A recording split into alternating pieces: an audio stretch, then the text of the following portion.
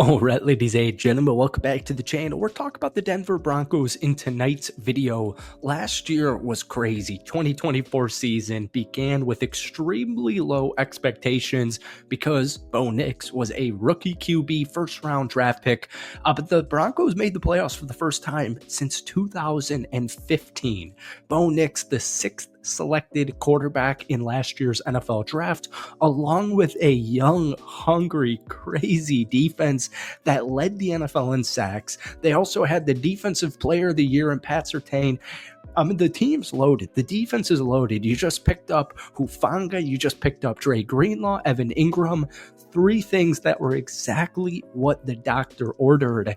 And it kind of feels like the AFC West is going to be amazing next season. But the Broncos' 10-win season in 2024, a big reason for it outside of Bo Nix was just, not only like the defense, but just a bunch of players that almost came out of nowhere. And I don't mean that in a rude way for guys like Nick Bonitto, because he did have a solid season 2 years ago. But, like Riley Moss, Nick Bonitto, some of these players that, non-Broncos fans would just genuinely have no idea who they were. They all had phenomenal seasons, and it led the Broncos defense to being the third best scoring unit in the National Football League. They were seventh in takeaways. Like I said, they had 63 sacks. That was by far number one in the National Football League. And I remember even like halfway through the season, people kind of finally started, once Bo Nix got settled and people started tuning into more Broncos games and people started watching this defense, especially when it was prime time. I remember like every Monday when people would be talking on like ESPN, FS1, etc., or podcast, Twitter, everyone would watch the Broncos defense and they would just like be saying like, I had to like Google some of these guys. I had to Google Nick Bonitto. Nick Bonitto last season, standout year, ranked third in the NFL in sacks at 13.5. Now, as a rookie in 2022, he only had a sack and a half. Last year, like I said, we kind of saw the leap. He went from a sack and a half to 8 sacks, but this past year, he became much more improved against the run, and he just became a full-time 3-down guy. So we saw a breakout season. He finished 9th in Defensive Player of the Year.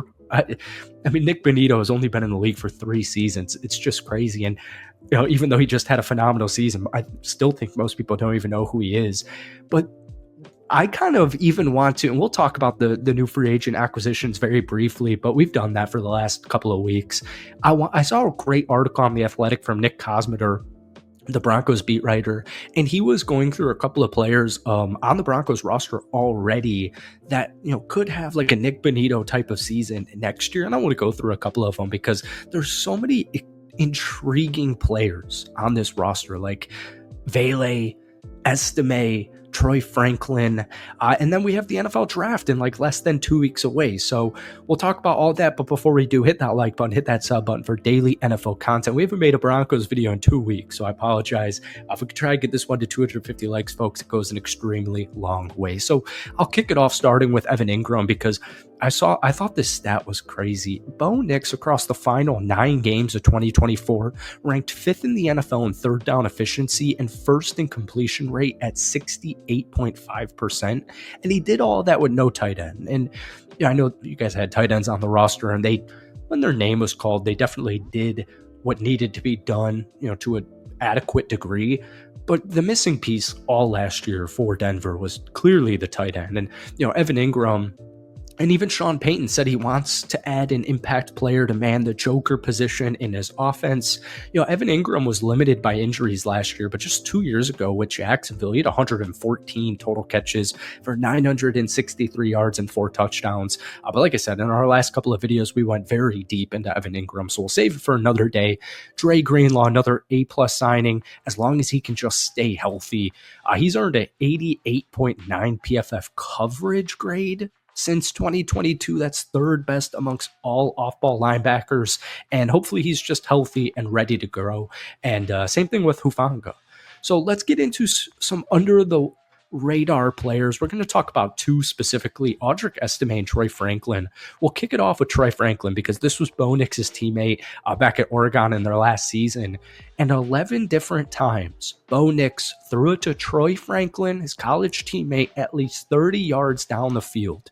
They failed on all 11 of them, right? But on the first drive of the playoff wild card round, they connected on a 43-yard touchdown pass that gave the Broncos that short-lived lead. And it's just, the wide receiver room's super interesting because you've got your wide receiver one, and then there's a bunch of guys really just with insane skill sets. We just mentioned Vele, obviously Troy Franklin that we're talking about right now. Marvin Mims in the second half of the season was amazing.